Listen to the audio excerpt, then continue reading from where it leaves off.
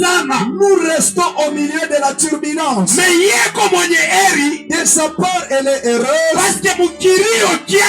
Parce que dans ses pleurs, il y a des adorateurs qui élèvent Dieu. Le jour de son deuil,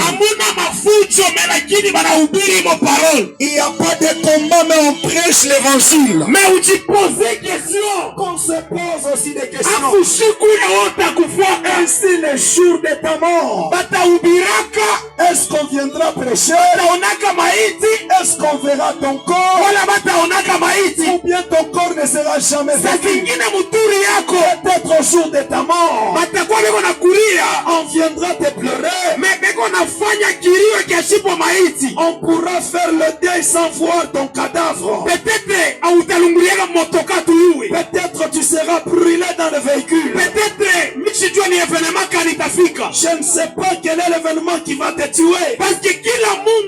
Parce que chaque personne aina namuna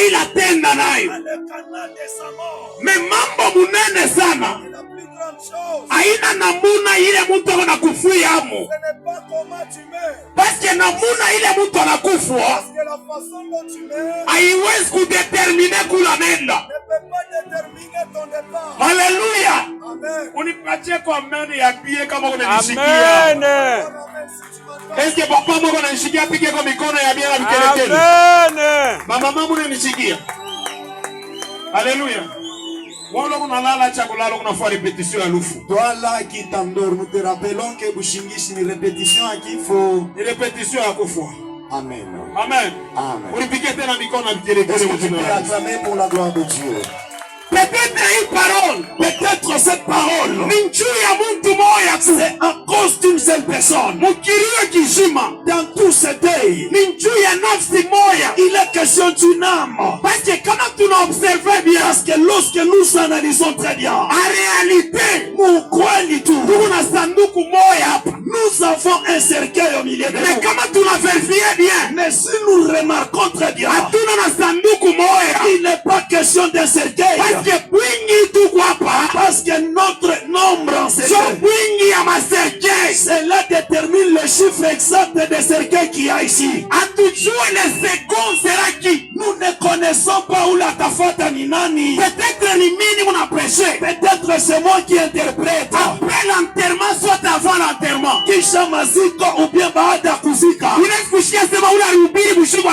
Tu peux recevoir un message que c'est lui qui a interprété est mort. Ce n'est pas ton problème. Aina mambo yako. Ecclésiaste mhubiri, Mungu alimfanya neema. Dieu lui a accordé la grâce. Hakuna mtu anakomprendre bien. Il n'y a pas une autre personne qui ait compris mambo ya kifo, les choses de la mort. C'est le roi Salomon, comme cet homme de Salomon. Parce que Salomon, parce que le roi Salomon, babake David, son père David, alianza kumwambia Mungu. Il est en train de parler à Dieu. Mungu wa mbingu, éternel Dieu des cieux, unanifanya nikuwa mfalme. Tu as fait de moi roi. Niko na magari, j'ai les véhicules. Niko na batoto, j'ai les enfants. Niko na binti yote, j'ai toutes les choses. Mais roi David, mais le roi David, alianza kumwambia Mungu, il disait ceci à Dieu. Malgré hivi vyote unanipa, malgré que tu m'aies donné ces choses, unifundishe ko, enseigne-moi aussi compter mashiku ya, à mieux compter les jours. Écoutez bien amen. Shikia mpendwa, tu peux avoir de l'argent, unaweza kuwa na fedha, unaweza kuwa na watoto, tu peux avoir les enfants, unaweza kuwa na bibi, tu peux avoir une femme. Haina mubaya, c'est pas mal. Hakuna mtu anaishi, personne ne vit. Tu as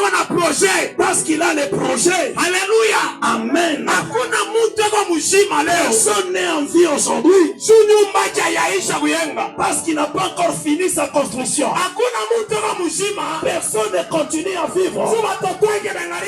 Parce que ses enfants sont encore mineurs. Hakuna mtu mzima, personne ne continue à vivre. Kisha mzima wake et que la raison de sa vie, Mungu anachunga mbele zake. Dieu garde sa vieillesse. Il na dépendre na Mungu. Ça dépend de sa suprématie. David anamuriria Mungu. Daudi eko nenda kumuriria Mungu. Unifundishe ko, apprends-moi aussi kukonte mashiku, à compter mes jours. Atako na makuta, même si tu as l'argent. Atako na babibi, même si tu as les femmes. Maina mubaya, c'est pas mauvais. Mais tu as que tu dois te demander. monde? Est-ce que tu connais le nombre de tes jours? Tout homme sur la terre, celui qui est déjà né, c'est lui qui a la date